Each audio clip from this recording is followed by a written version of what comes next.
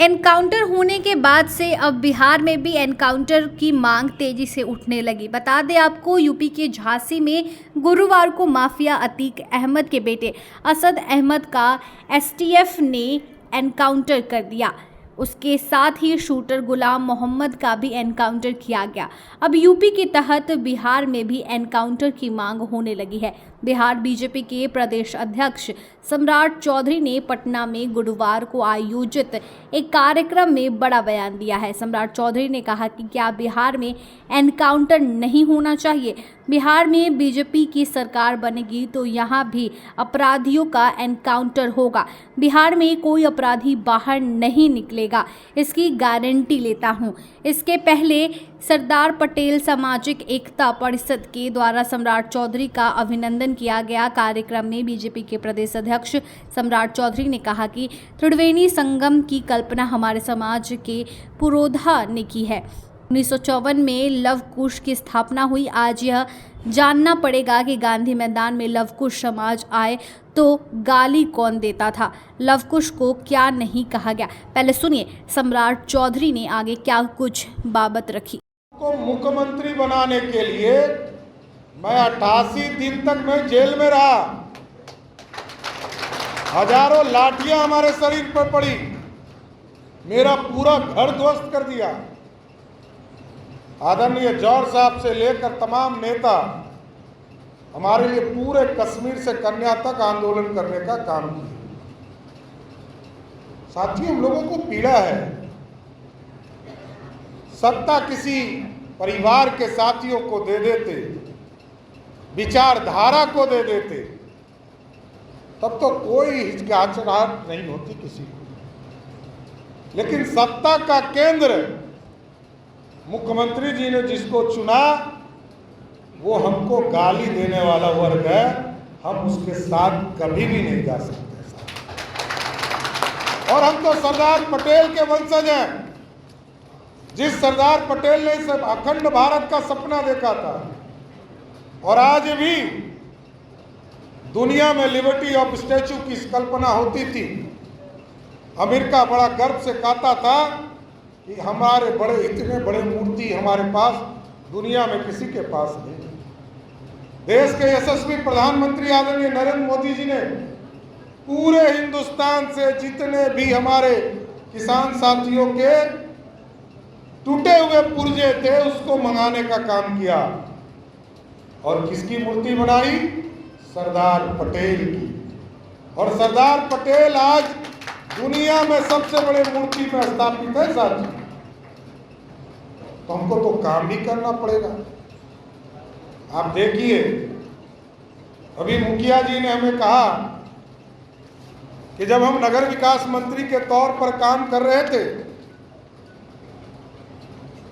कोई हमारे पास आए थे और हमारा ही समाज का लोग, पूरा लोगों का खेत जमीन है पूरे राजीव नगर में, इसी लवकुश समाज के लोग। और हमने तो लगभग सेटल कर दिया सबको, 1000 करोड़ रुपया दिया उसमें और कहा कि जो किसानों के जमीन है उसको सर्किल रेट के हिसाब से पैसा देने का पहला काम किया। लेकिन इसके बावजूद हम लोग जब हटे उसकी पूरी व्यवस्था बदल दी। तो चिंता तो होती है कि हमारे लोग सत्ता में हम बैठे हैं और हमारे लोग सिर्फ टुक टुक इंतजार कर रहे हैं कि हमको भी कोई देखेगा। आप सोचिए, 17 वर्ष से अधिक हो गया मुख्यमंत्री बने। हमारे लवकुश समाज के लोगों को मुख्य धारा में कैसे आएंगे? आज पटेल सेवा संघ जो लंबे समय से काम कर रहा है, मतलब लगता है कि हम सत्ताधारी लोग हैं जो इस पूरे मकान में व्यवस्था लगती है क्या? कोई चिंता नहीं है। हम तो कहेंगे, यहाँ सरोज रंजन पटेल जी हैं, प्रवीण जी इस पूरी व्यवस्था को देखते हैं, तो इसको पूरी तरह व्यवस्थित करने का पटेल सेवा संघ को पूरी व्यवस्था करने की चिंता कीजिए कि अगली बार यदि कार्यक्रम हम लोग करें तो किसी को गर्मी नहीं लगे, इतनी तो चिंता कीजिए। हम पटना के धरती पर हैं, पटना के धरती पर हैं, और पटना में भी व्यवस्था हम नहीं कर पाए तो कहाँ करेंगे। ये हमारे परिवार का अंश है। यहाँ जगह हम लोगों ने, सभी लोगों ने चंदा देकर इसको बनाने का काम किया है सर, इसलिए चिंता तो करनी होगी। लव कुश समाज अन्याय के खिलाफ तो भगवान राम के खिलाफ खड़ा हो गया, याद है ना।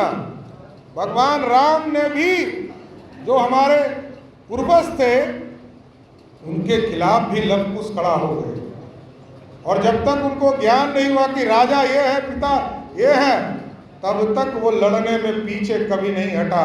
इसलिए हम राम और लव कुश के वंशज हैं। हम लोग भी अन्याय के खिलाफ लड़ते रहेंगे, ये स्पष्ट तौर पर आपको बताना चाहते हैं। इस पूरे अखंड भारत की कल्पना जो सरदार पटेल ने किया था, आज यदि सरदार पटेल नहीं होते, मैं भी जूनागढ़ गया था, मैंने वो जगह भी देखा जिस जगह पर उन्होंने जनमत करके पूरा जो जूनागढ़ रियासत था, जिसको गुजरात आज कहते हैं, और यदि सरदार पटेल नहीं होते तो वो आज पाकिस्तान का हिस्सा होता। 567 रियासत को मिलाकर आज भारत बनाया गया। ये हमारे पूर्वज थे जिसने भारत बचाया। हैदराबाद हमारे हाथ से निकल गया था। इसलिए साथियों, मैं स्पष्ट तौर पर बहुत लंबा नहीं बोलते हुए ये जरूर कहूंगा कि लव कुश समाज को मैं जरूर गारंटी देना चाहता हूं कि एक व्यक्ति यदि आपके बीच से राजनीतिक तौर पर जाएगा तो कोई दूसरा व्यक्ति सत्ता में नहीं बैठेगा, कोई लव कुश समाज का ही सत्ता में बैठने का काम करेगा। इसलिए